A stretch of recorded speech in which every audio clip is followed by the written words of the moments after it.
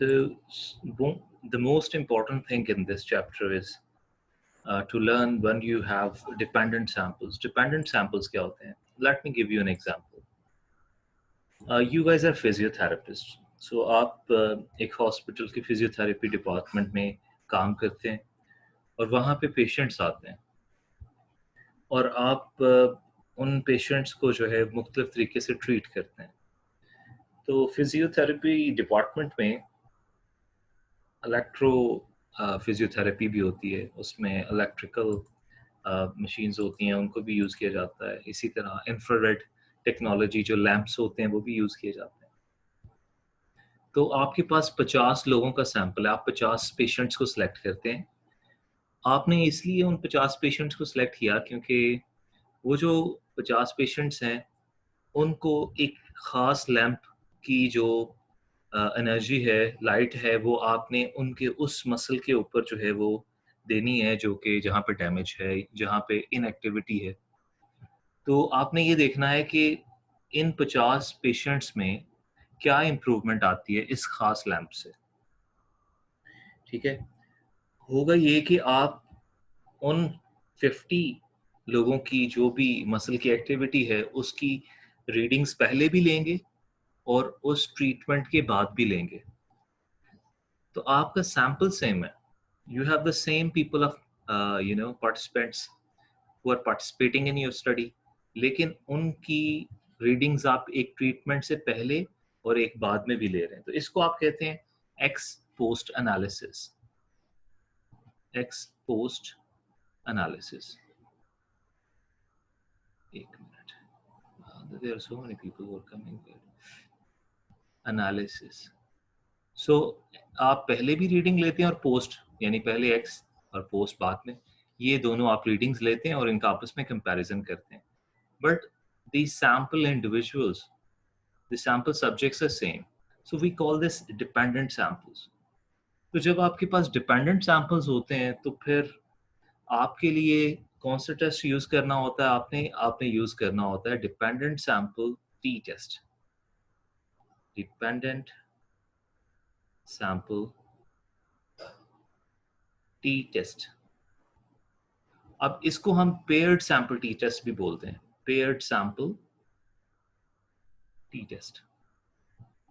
Paired का मतलब ये है कि हम हर सैंपल एलिमेंट से एक पेयर्ड जो है रीडिंग ले रहे हैं. एक रीडिंग पहले ले रहे हैं, दूसरी बाद में. तो we have a pair of readings for every sample element. तो डिपेंडेंट सैंपल्स जब होंगे तो हम डिपेंडेंट सैंपल टी टेस्टिंग करेंगे या पेयर्ड सैंपल टी टेस्टिंग करेंगे, विच इज वेरी इंटरेस्टिंग. तो इसको हम देखते हैं कैसे करते हैं. So we have 2 samples. Again, जो रीडिंग हमने ट्रीटमेंट से पहले ली है उसको हम एक सैंपल कंसीडर करेंगे. जो रीडिंग हमने ट्रीटमेंट के बाद ली है उसको हम दूसरा सैंपल कंसीडर करेंगे. 2 samples are independent if the sample selected from one population is not related to the sample selected from second population. अगर दो मुख्तलिफ पॉपुलेशन से आप सैंपल लेते हैं तो वो इंडिपेंडेंट होते हैं. They do not relate to each other. But 2 samples are dependent if each number of one sample corresponds to the number of other sample. लेकिन जब दो सैंपल correspond करते हैं एक दूसरे के साथ, मतलब आप उन एलिमेंट्स की मल्टीपल रीडिंग्स लेते हैं, तो फिर वो डिपेंडेंट सैंपल्स कहलाते हैं. और इन्हीं को हम पेयर्ड सैंपल्स भी बोलते हैं because there are paired readings for each element, and we also call them matched samples. क्योंकि हम उनको मैच भी करते हैं ना. एक बंदा जिसकी पहले रीडिंग ली उसी की रीडिंग को बाद वाली रीडिंग से मैच भी करना है, तो हम इसे मैच सैंपल भी बोलते हैं. तो independent samples don't have any relationship with each other, जबकि जो डिपेंडेंट सैंपल्स होते हैं they have a relationship with each other. So let's talk about, guys, is there a question? I'm receiving a little noise from somebody.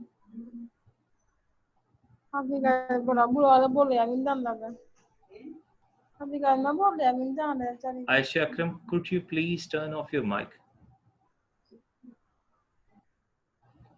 Right, thank you. So here's an example. Classify each pair of samples as independent or dependent. So sample 1 में वो कहता है the weight of 24 students in a first grade class. और second जो sample है उसमें the height of same 24 students. अब students same है, उन्हीं का वेट आप देख रहे हैं, उन्हीं की हाइट आप देख रहे हैं, तो these samples are dependent. Why dependent? Because student same है, सेम सैंपल एलिमेंट्स हैं, उनकी मल्टीपल रीडिंग्स ले रहे हैं आप। एक बार उनके वेट की रीडिंग ले रहे हैं, दूसरी बार हाइट की, तो हो सकता है उनका वेट उनकी हाइट पे इम्पैक्ट करता हो और उनकी हाइट उनके वेट पे इम्पैक्ट करती हो, ठीक है ना। बॉडी मास इंडेक्स का आपका पता ही होगा आपको। तो बेसिकली ये पेयर्ड सैंपल्स हैं। अब दूसरा देखते हैं, the average price of 15 new trucks and average price of 20 used sedans. Sedans होती हैं बड़ी कारें जो होती हैं। तो बेसिकली ट्रक्स और cars are different, they are different samples, so they are independent samples. तो डिपेंडेंट और इंडिपेंडेंट सैंपल का आपको सबसे पहले फर्क पता होना चाहिए। समझ आ गई? Yes, sir. Yes, sir. Yes, sir. अच्छा, क्रिकेट टूर्नामेंट होगा G9 सेक्टर में इस्लामाबाद के, और अब्बासीन यूनिवर्सिटी से 2 टीम्स जाएंगी क्रिकेट की।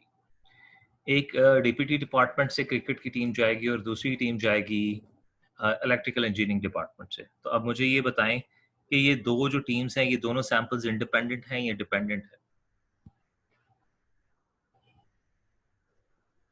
सर अगर डिपार्टमेंट के Dependent लिहाज है। से देखा जाए तो इंडिपेंडेंट है, अगर यूनिवर्सिटी के लिहाज से देखा जाए फिर डिपेंडेंट है। Dependent है। ठीक है, बिल्कुल ठीक है।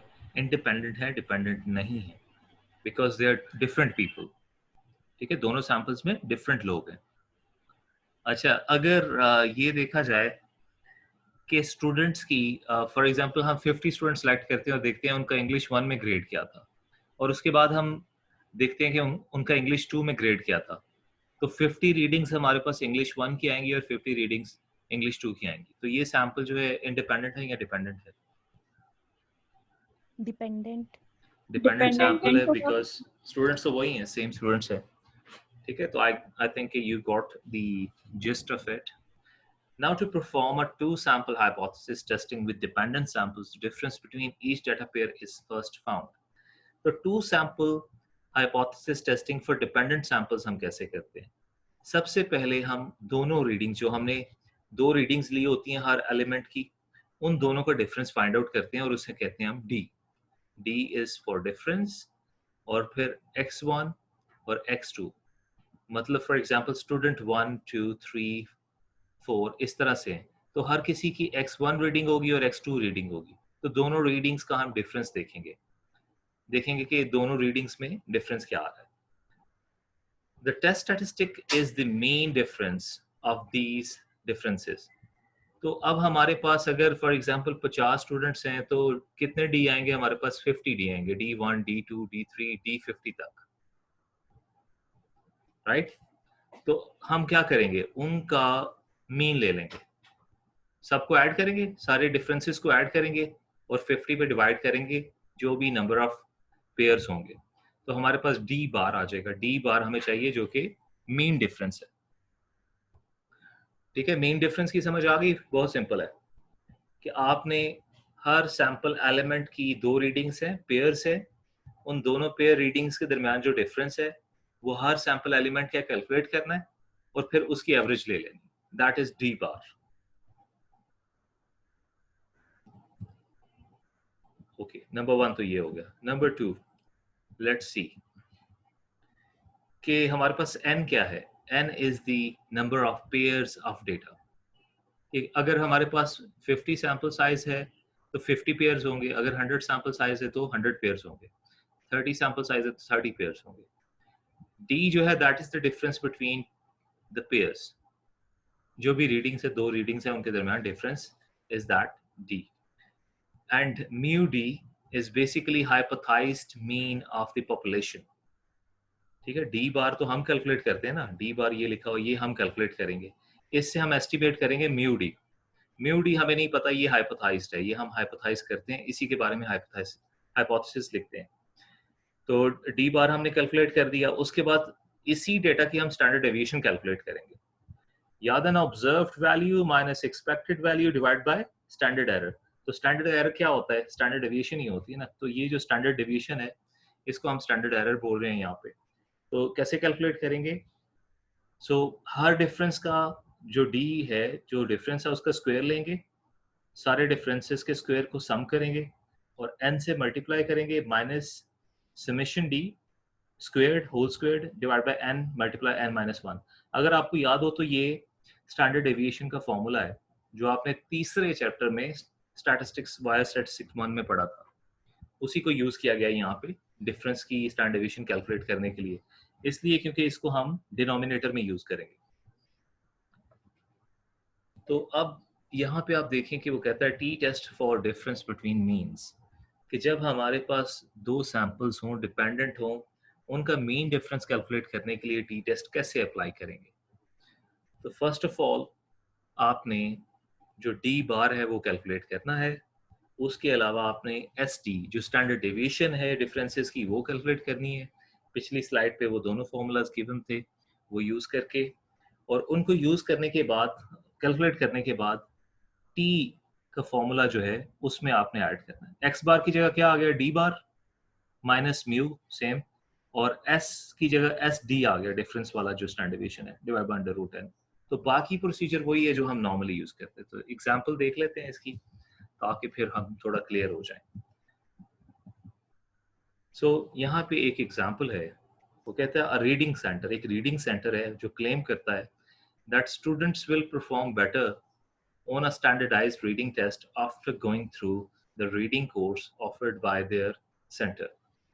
तो जैसे ये पाकिस्तान में दीवारों पे लिखा होता है ना कि आपकी जिंदगी बदल जाएगी, महबूब आपके कदमों में, और ये वो, तो वो रीडिंग कोर्स के बारे में एक लिखा हुआ है कि आप हमसे ये रीडिंग कोर्स लें, उसके बाद आपकी रीडिंग स्ट्रैटेजीज और रीडिंग स्किल्स जो हैं वो अरूज पे चली जाएंगी, उनका कोई सानी नहीं होगा, दुनिया में आपकी तरह कोई पढ़ नहीं सकेगा।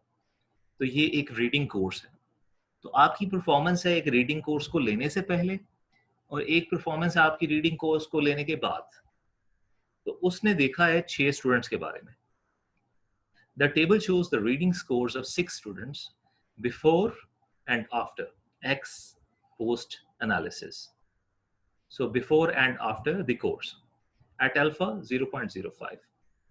अब वो कहता है कि is there enough evidence, क्या इतना evidence है to conclude that the students score after the course are better than the scores before the course।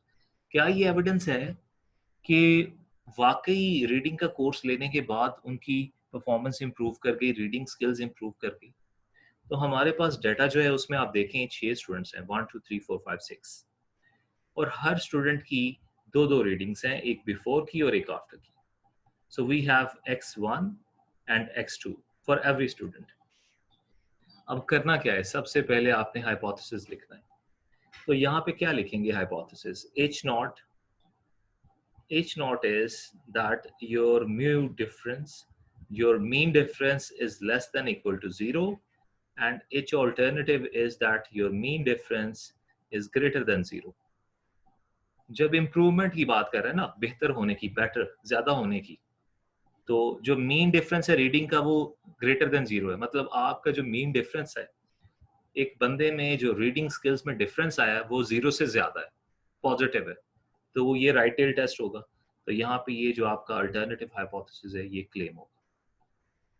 तो अब देखते हैं कि इस क्लेम को हमें कैसे टेस्ट करना है। सबसे पहले क्या कैलकुलेट करना है, डिग्रीज ऑफ फ्रीडम, क्योंकि टी टेस्ट जब भी करेंगे तो डिग्रीज ऑफ फ्रीडम रिक्वायर्ड होंगी, और डिग्रीज ऑफ फ्रीडम क्या है, n-1, और यहाँ पे n क्या है, नंबर ऑफ स्टूडेंट्स। तो जितने पेयर्ड आपके पास रीडिंग्स हैं वो आपका n है। तो यहाँ पे 6 है, 6 में से एक निकाल देंगे तो 5 आ जाएगा। सो n-1 is 5। Next you have to see what is your level of significance। तो यहाँ पे significance level है 0.05, क्योंकि ये वन टेल टेस्ट है तो ये राइट टेल में है। नेक्स्ट हमने d कैलकुलेट करना है। तो इफ यू रिमेंबर तो d हम कैसे कैलकुलेट करते हैं, x1 माइनस x2। तो आपने 85 माइनस 88 करेंगे, -3 आ जाएगा। 96 माइनस 85 11 आ जाएगा। 70 माइनस 89 -19 आ जाएगा। तो इसी तरह आपने सारे डिफरेंसेस कैलकुलेट किए, डी कैलकुलेट कर लिया, डी का स्क्वायर भी कैलकुलेट कर लिया क्योंकि ये स्टैंडर्ड डिवीजन में यूज होगा। फिर डी को ऐड कर दिया, समेशन डी भी कैलकुलेट कर दिया। समेशन डी कितना है, -43, और समेशन डी स्क्वायर भी कर लिया 833। अब हम मीन डिफरेंस यानी डी बार कैलकुलेट करेंगे, summation D divide by N, which is equal to -43 divided by 6, and that is approximately -7.167। उसके बाद हम स्टैंडर्ड डेविएशन कैलकुलेट करेंगे ये फॉर्मूला यूज करके, विच इज अप्रोक्सीमेटली 10.245। तो अब हमारे पास डी बार भी है, एस टी भी है, तो अब हम इसको टी के फॉर्मूला में पुट कर सकते हैं। जैसे हाइपोथेसिस टेस्टिंग में हम टेस्ट स्टैटिस्टिक कैलकुलेट करते थे, तो अब हम कैलकुलेट करेंगे the standardized test statistic which is the T statistic. D bar और एस टी को यूज करके म्यू डी जो है, मीन डिफरेंस विल बी 0। ठीक है, जब भी हम 2 सैंपल्स की बात करेंगे तो पॉपुलेशन पैरामीटर का जो डिफरेंस है वो हम 0 ही लिखेंगे। तो हमारे पास -1.714 आ गया, तो इसको हम यहाँ पे प्लॉट करके तो हाइपोथेसिस टेस्टिंग में बता सकते हैं कि जो आपका नल हाइपोथेसिस है वो रिजेक्ट हुआ या फेल्ड रिजेक्ट। यहाँ पे क्योंकि राइट टेल में पॉजिटिव वैल्यू है टी की और आपके पास एक नेगेटिव वैल्यू आई है जो कि लेफ्ट टेल में फॉल करेगी, ऑब्वियसली नेगेटिव वैल्यूज मीन से लेफ्ट पे होती हैं, तो of course you will fail to reject null hypothesis because this value falls in acceptance region. तो हम कहेंगे कि there is not enough statistical evidence on 5% confidence level to support the claim. ठीक है, so this was your 2 sample dependent samples t test और paired sample t test। समझ आई इसकी?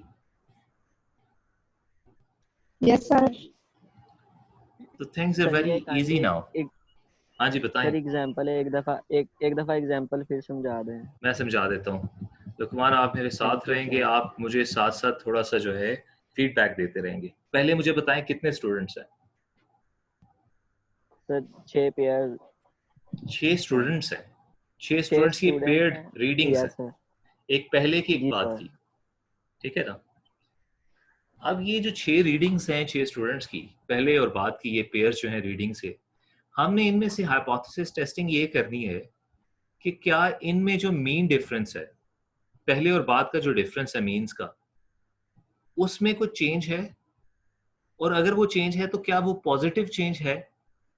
क्योंकि क्लेम तो यही है ना कि अगर आप हमसे रीडिंग कोर्स लेंगे तो आपकी रीडिंग स्किल्स अच्छी हो जाएंगी, आपका मेन रीडिंग स्कोर अच्छा हो जाएगा। यहां तक समझो आप बात को? जी सर जी। तो उसके बाद फिर हमने करना ये है कि सबसे पहले हमने इन पेयर्ड रीडिंग्स का डिफरेंस कैलकुलेट करना है। फॉर एग्जांपल पहला जो स्टूडेंट था उसका मेन रीडिंग स्कोर था 85 और टेस्ट ये रीडिंग का जो कोर्स है ये लेने के बाद वो 88 पे चला गया, ठीक है ना। फिर उससे उसके बाद 96 स्कोर था एक बंदे का, लेकिन वो रीडिंग कोर्स लेने के बाद वो 85 पे आ गया। उसके बाद एक का 70 स्कोर था वो 89 पे चला गया, एक का 76 स्कोर था 86 पे आ गया। इसी तरह 6 आपके पास डिफरेंट पेयर ऑफ रीडिंग्स हैं। तो नंबर 1 आपने इनका डिफरेंस कैलकुलेट करना है कि आखिर इन दोनों वैल्यूज में बिफोर और आफ्टर की वैल्यूज में डिफरेंस क्या है। तो x1 माइनस x2 से आपके पास डिफरेंस आ जाएगा। तो अगर आपके पास 6 स्टूडेंट्स हैं तो d की 6 वैल्यूज आएंगी, आपके पास 6 डिफरेंसेस आएंगे। अगर 50 स्टूडेंट्स होते तो 50 d की वैल्यूज आती। यहां तक क्लियर है? यस सर, लेकिन टी टेस्ट में तो सैंपल साइज जो होता है वो 30 से कम होता है, तो 50 कैसे हो सकते हैं? नहीं टी टेस्ट में 50 भी हो सकते। ओहो no no no no no, ये गलत फहमी है आपकी। टी टेस्ट के लिए सैंपल साइज 100 भी हो सकता है, लेकिन टी टेस्ट के लिए standard deviation, population standard deviation would be unknown. T हम तब यूज करते हैं जब पॉपुलेशन स्टैंडर्ड डेविएशन नहीं होती। ठीक हो गया सर। वो तो हमने बात की थी कि जब 30 से ज्यादा होता है आपका सैंपल साइज और पॉपुलेशन नॉर्मली डिस्ट्रीब्यूटेड हो तो Z test becomes equal to T test. T test और Z टेस्ट की जो कर्व है वो एक जैसी हो जाती है। अगर आपके पास पॉपुलेशन स्टैंडर्ड डेविएशन नहीं गिवन, सैंपल स्टैंडर्ड डेविएशन है, तो आप T टेस्ट यूज करेंगे, चाहे आपका सैंपल साइज 50 हो, 60 हो, 100 हो। जब पॉपुलेशन स्टैंडर्ड डेविएशन गिवन है तो अगर आपका सैंपल साइज लेस देन 30 है और पॉपुलेशन स्टैंडर्ड डेविएशन गिवन है तो आपने सिर्फ ये देखना है कि क्या पॉपुलेशन नॉर्मली डिस्ट्रीब्यूटेड है या नहीं है, तो आप Z टेस्ट यूज करेंगे। ठीक है जी सर ठीक। तो अब यहाँ पे आप इस क्वेश्चन में फर्दर चलते हैं, आगे चलते हैं कि अब आपके पास एक D बार है, यानी मीन डिफरेंस। मीन कैसे कैलकुलेट करते हैं? सारी वैल्यूज को ऐड करते हैं, और टोटल नंबर ऑफ वैल्यूज पे डिवाइड कर देते हैं। तो समेशन डी, सारी डी की वैल्यूज को आपने ऐड कर दिया और एन पे डिवाइड कर दिया जो कि 6 है, तो आपके पास मेन डिफरेंस आ गया डी बार। ठीक है, उसके बाद आपने स्टैंडर्ड डेविएशन कैलकुलेट कर ली। ये स्टैंडर्ड डेविएशन का फॉर्मूला है, इसमें भी आपका समेशन डी स्क्वायर और समेशन डी, ये दो ही चीजें इस्तेमाल हो रही हैं। तो ये स्टैंडर्ड डेविएशन कैलकुलेट करने के बाद जो पेयर्ड सैंपल टी टेस्ट का फॉर्मूला है, पेयर्ड सैंपल टी टेस्ट का फॉर्मूला एक्स बार की जगह डी बार आ जाएगा, D bar minus mu D under root divided by standard deviation S T divide by under root N. तो ये formula जो है, इसमें वैल्यूज पुट करके आप टी की वैल्यू फाइंड आउट करेंगे और उसी तरह देखेंगे जैसे आप पहले टी की वैल्यूज को देखते थे टेबल में। जी सर, ठीक, थैंक यू सर, जज़ाकल्लाह। जज़ाकल्लाह जी, बहुत शुक्रिया। और कोई क्वेश्चन?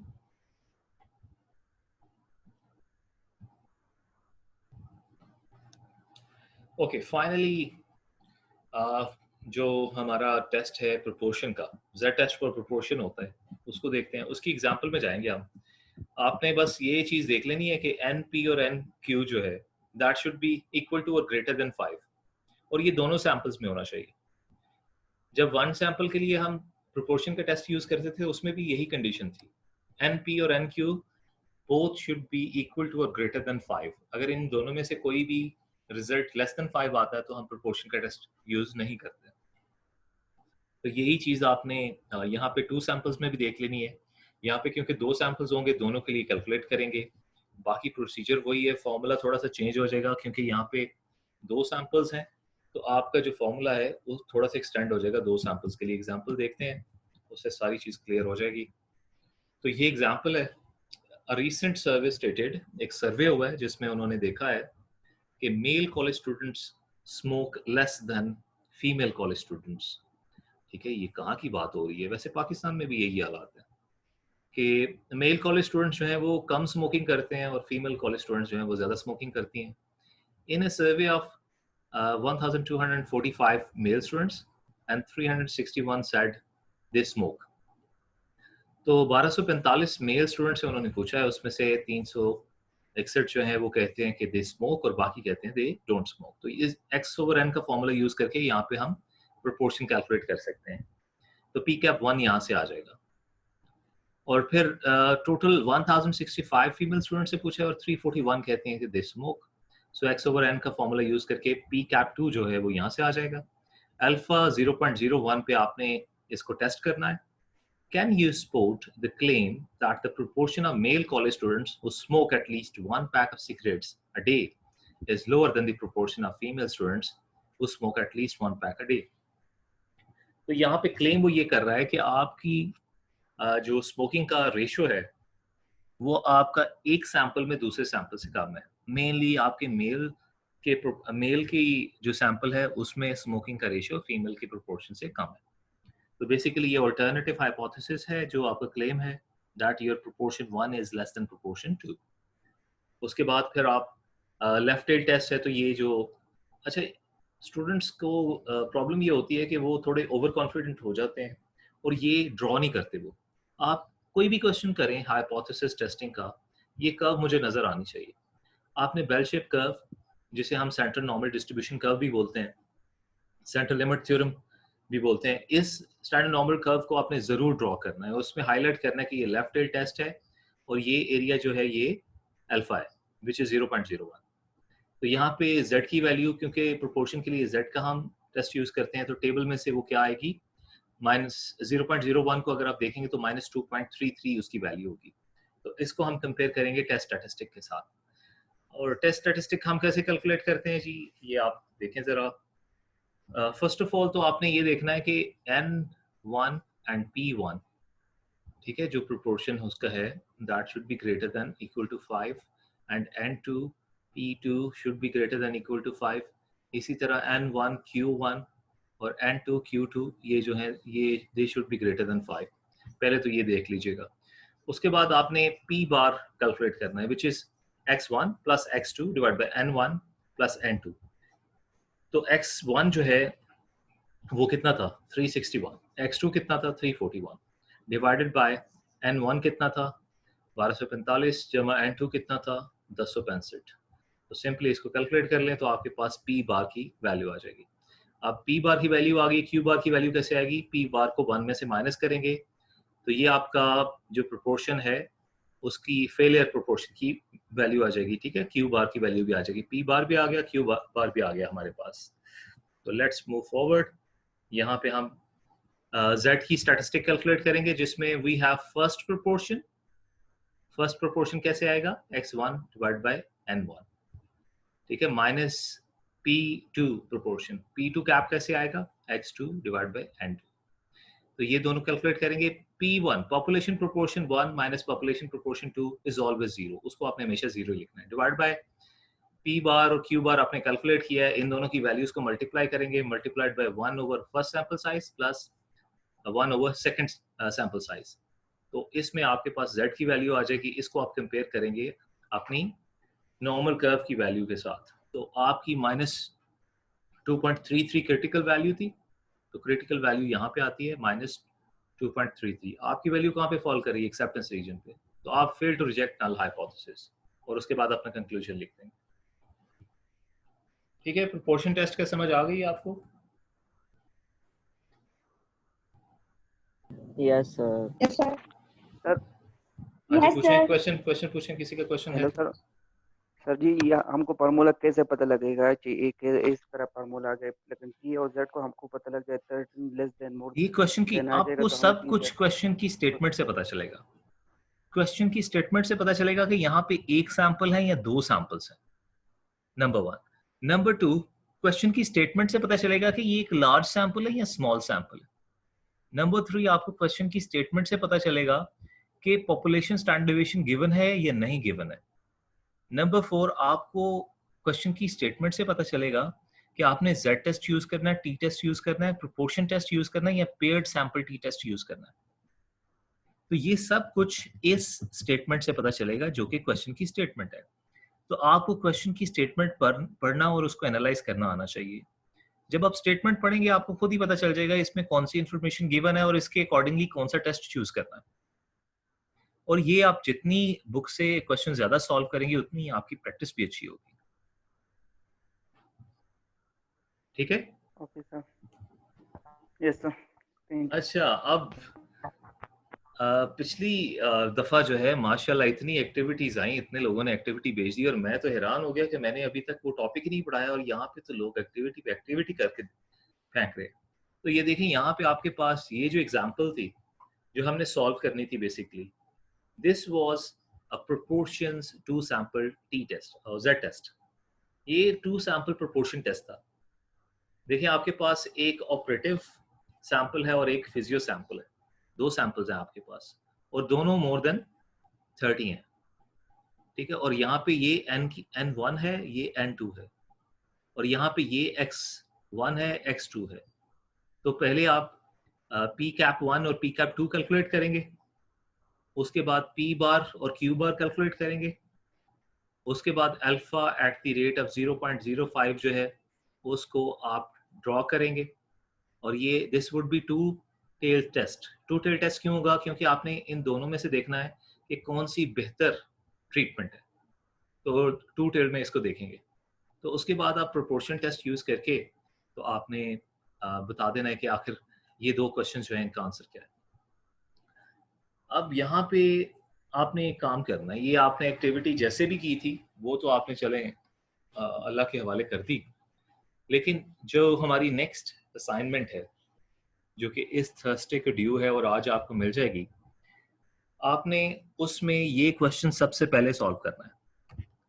जो असाइनमेंट के क्वेश्चंस हैं उसमें ये भी सबसे पहले आपको गिवन होगा, आप पहले ये सॉल्व करेंगे, बाकी क्वेश्चंस आप बाद में सॉल्व करेंगे, ठीक है।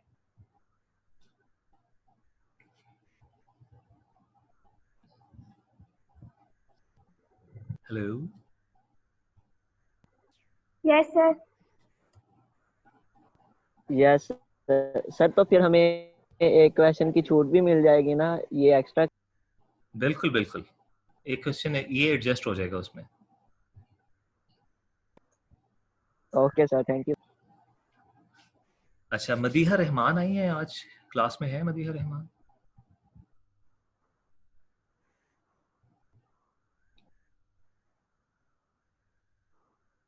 नहीं है। पिछली दफ़ा भी उन्होंने प्रॉमिस किया था कि वो एक्सप्लेन करेंगे उन्होंने ये क्वेश्चन कैसे सॉल्व किया था।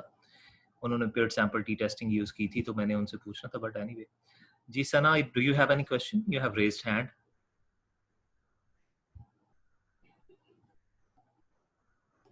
सना, कोई क्वेश्चन है आपका? No sir.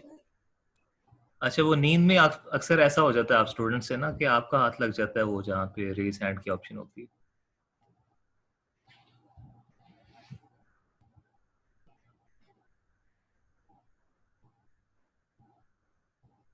जी स्टूडेंट्स, कोई क्वेश्चन नहीं है आपका? No sir. Okay, I think this is pretty simple because आपने पहले भी पूरा चैप्टर जो है हाइपोथेसिस टेस्टिंग पे पढ़ा है।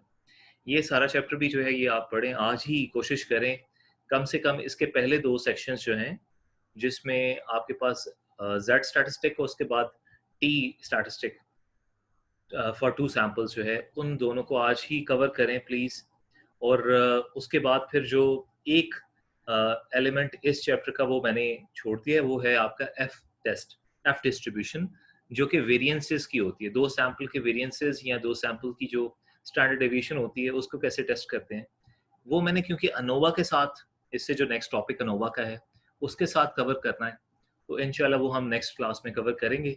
बाकी इस इन जो पर्टिकुलर टॉपिक्स हैं इनकी असाइनमेंट भी आज सेंड कर दूंगा, तो कोशिश करें आज और कल के दिन में इसको आप कर लें। थर्सडे को we will also have a quiz from this chapter. ये कोई बहुत नई चीज़ नहीं है आपके लिए, आपको इतना ज़्यादा टाइम नहीं चाहिए होगा, तो मेक श्योर कि आप थोड़ा सा स्प्रिट करके इसको थोड़ा सा स्प्रिंट करके जल्दी कवर करके, तो इंशाल्लाह फिर उसके बाद हम रिग्रेशन कोरिलेशन का जो हमारा टॉपिक रह जाएगा वो कवर करेंगे। Thank you very much, guys. I was told that some of you have your English class after this, so this GR wanted me to close early. So thank you very much. अगर कोई question हुआ तो आप group में भी post कर सकते हैं, वैसे मुझसे पूछ सकते हैं, इंशाल्लाह I will answer that. Okay? Okay sir. Okay sir. All right, G. Thank you very much. Take care. Allah Hafiz. Okay sir, Allah Hafiz sir.